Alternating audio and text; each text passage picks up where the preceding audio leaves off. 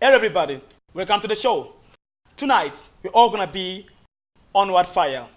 Ruth Kamau shares a breadth of experience in business and entrepreneur, over 25 years on in a personal activity. The first black African ladies who actually inspired me when I heard about this journey and how she did and she works on the way she get where she is now.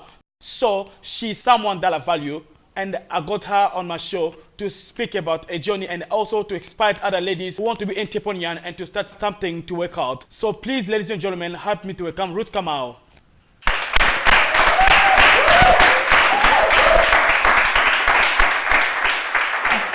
Hi. How are you, my lady? I couldn't wait to have you on my show. Thank you for being on my show. So, I want to go back to the nature of everything, where everything started. Trying to elaborate. How did you start it? Because for me, to see a black lady, a black African lady, especially African lady, who actually strong and try to work hard to get to where you are now. And for me, it's so rare. So would you mind to elaborate, to explain how everything started and where exactly? Thanks, Derek. Everything started at home with my parents.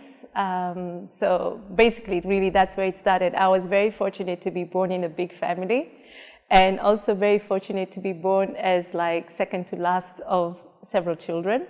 And that means that by the time you come around, you learn how to be a survivor, and how to get noticed, and how to make sure you eat the food before everybody eats the food, So, yeah, so basically all those things come and just make you more of an extrovert than an introvert.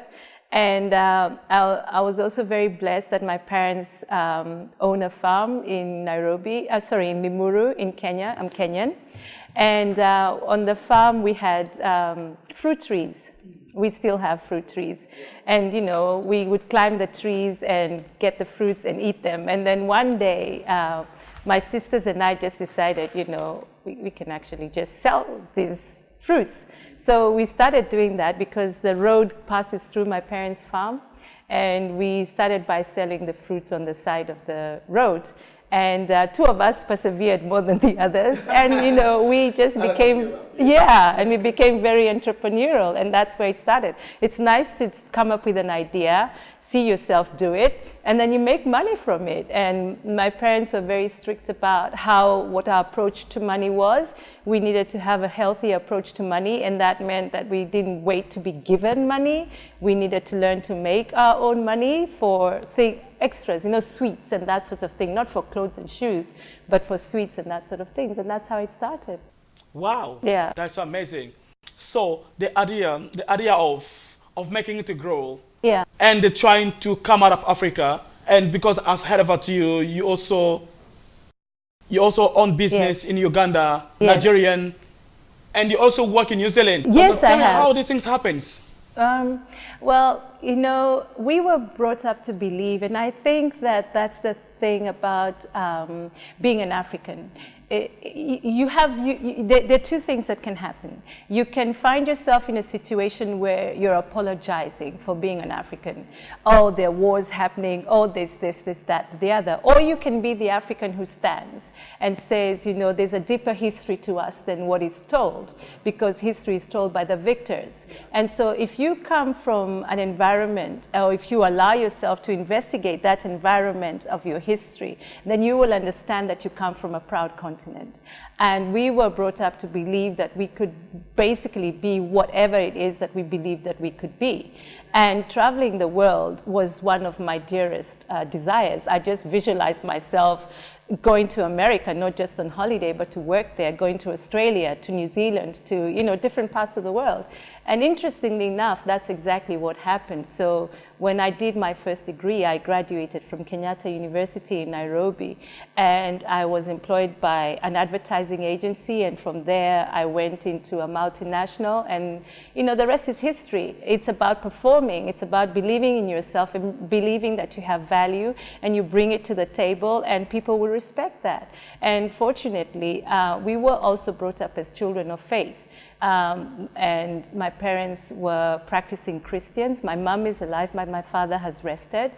And we were brought up as children of faith to believe that when God made us, He made us on purpose. And so there's nothing that about us is a mistake. And if you have gifts and talents and abilities, then you have to follow the parable in the Bible where you don't hide them. You don't, you're not scared of using them, because that's the whole idea of that parable in the Bible. It's about understanding that you are here with gifts, talents, and abilities to share with the rest of the world. And in so doing, you too will receive your success. So that's how I ended up in multinationals. So worked in an American firm that believed in me and allowed me to excel, and they made me a sub-Saharan manager for joint ventures. So I was setting up businesses in Tanzania, in Sudan, in Uganda, and in Nigeria. And I worked with the big, the more prestigious companies there. For instance, I used to work with Dangote Group in Nigeria, and we all know that Dangote is a leading company, if not the leading company in Nigeria. I used to work with the Madvani Group in Uganda, and those are the leading, family at that time when I was working there.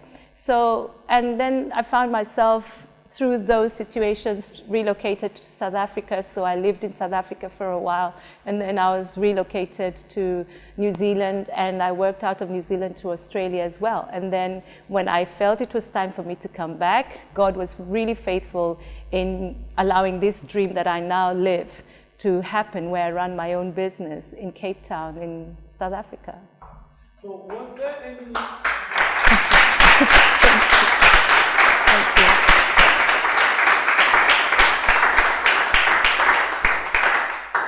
Was there any challenge that you faced in your journey, or everywhere you used to go, the door was always open as a person of color? When you mentioned those places you've been, like Australia and then New Zealand, those kind of places, I want to find out, was it easy for you to, everywhere you go, to have an open door, or you face some challenges? Easy is not a word I would use. And I think it's naive for anyone to think that anything worth having in life is just going to fall on their laps. And so the challenges that I faced, some of them did involve racial issues. Some of them involved gender discrimination. Some of them, were about other issues in the corporate world. And, everything has to be approached the same way, okay? The challenges are, on the other side, an opportunity. It's the flip side of life. Every challenge you face is an opportunity. And so if you look at it that way, then your whole thinking towards it stops being so despondent. Now you begin to look for the solutions, because problems will exist. And if you have that amount of self-worth in yourself, then it's easier for you to overcome those challenges. And as for me as an African woman, I seriously do take a lot of pride in being African. And it's not something that I do because it's an emotional knee-jerk response for me because I can't help the color of my skin. It's the castle that I live in. And I remember reading a book when I was growing up a long time ago. I think it's by Kamara Lai. I can't really remember the author. And it says, the title is In the Castle of My Skin. And it was written because of the way the African had conceptualized themselves and internalized that idea that the very fact that they were the wrong color to start off with was always going to be a challenge. It is a challenge. Some women face that as well, their gender, and that becomes a challenge. But if you do not see the opportunity that lies in that challenge, then you're not able to succeed. Because I don't think there's anybody in the world, regardless of their gender or their racial dispensation, that has not had to face that and just call it by its name and go forward regardless. So yes, I have faced challenges, and my faith plays a great role in how I view my life. I was made on purpose. There is a plan for me, and it's a plan for good. It's a plan to give me a hope and a future, and it's a plan to prosper me. And I have that scripture in my business, Ikaya Lodge in Cape Town. When you walk into the reception, there's a plaque on the wall, and it says it's Jeremiah 29:11. And I stand on it with great confidence because I know that promise is for every living human being. It is not because of the color of your skin. It's not because of your gender. It's not the continent that you were born in. It's a gift for every single human being. So if I understand, you actually saying, despite your skin color, you had no boundary to overcome your dreams. You had no boundary to pursue your dreams.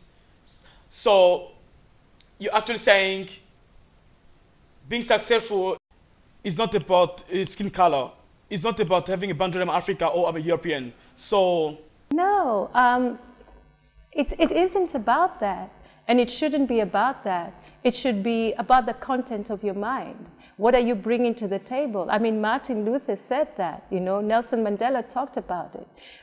Our first president, Jomo Kenyatta of Kenya, talked about that. It's about understanding that you have something of value to bring to the table. I mean, one of the people that I enjoy watching is Trevor Noah. And, you know, I just think he's just so funny. But the other thing that I really enjoy about Trevor Noah is how he's so proud of being African. He brings up his heritage all the time. He talks about his mother. He talks about his grandmother. He talks about how he lived in a shack. He talks about how his mother had to throw him out of a moving taxi, you know, because their lives were threatened. You know, he talks about it. Don't apologize. Just be. Just be who you are. Enjoy who you are. Celebrate who you are. And that is such a powerful thing. That will help you. I'm not saying that challenges won't happen. I face them every day. You know, I face them because some of them, I do believe there are racial tones in them. Some of them, it's because of my gender.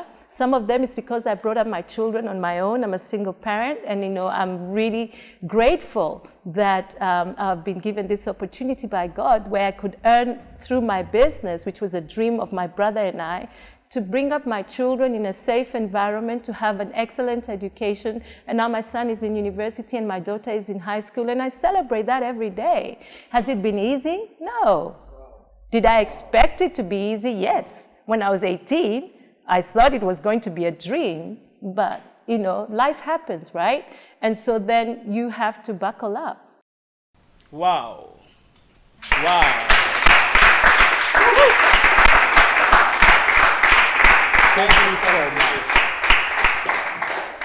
What would you tell the rest of African ladies who are watching you right now, who has that mindset that they cannot prevail according to their skin color or where they're coming from? What would you actually advise them? I would ask them if they have a dream. And if they don't, that they need to allow themselves to have a dream. I would ask them that because that's where it all begins. It has to begin with what's in your mind. And so if they have a dream, then they need to hold on to that dream. And then they need to start working on making that dream a reality. All these other things, it's just messaging that we've got from society. And the world has changed so much now. There's the Me Too movement, for instance, that is making women aware of the sexual power that they own, that they don't have to give it away, for instance. And it works also with Black Lives Matter. And I know that's an American thing, but it's a global thing that you own and you believe that. So they need to believe in themselves and they need to feel that they're part of the global community. They're Africans, it's their standing place, but as part of the global community. Wow. Thank you so much for sharing this with us, and have a good time to speak about it with us. I hope this is not just what happened right now. I'm pretty sure he has to change so many lives of some of African ladies who are watching right now. You brought something new in their lives, so also they can try to do the best to reach where you are right now. Yeah, and you know, I would also like to say, Derek, I didn't get here by myself.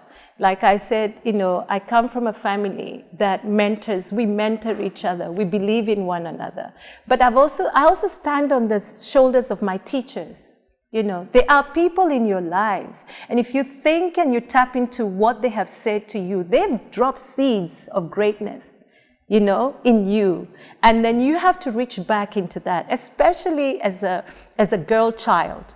you know, and then you grow up to be a woman. Don't associate with people who are not celebrating your intellectual ability. Because I'm not saying that physical attributes don't count for anything. But even as a sportswoman, yes, your physical abilities are really what puts you in the arena, but you can be strategic about that, you see. And so you need to read widely. You know, we forget about the fact that knowledge is hidden in the books, and read widely. Read about your sport, yes, but you also know read. Africans who don't like to read. Yeah, people have to read. Well, you know, I know that there's a need to speak to African women, and, you know, I am an African woman, and I celebrate that, but I also know that this message applies to everybody. Everybody in the world. Yeah. Makes sense. Really, thank you so much for this. Thank you so much. That was something was a blessing for me, and that was a blessing for all the ladies who are watching you. Thank you for sharing this with us, and thank you for spending your time on my show. Thank you so much, and thank you also so much, ladies and gentlemen, who are watching me right now, and thank you for being a part of the show. I hope you got your note from Mama Ruth Kamau.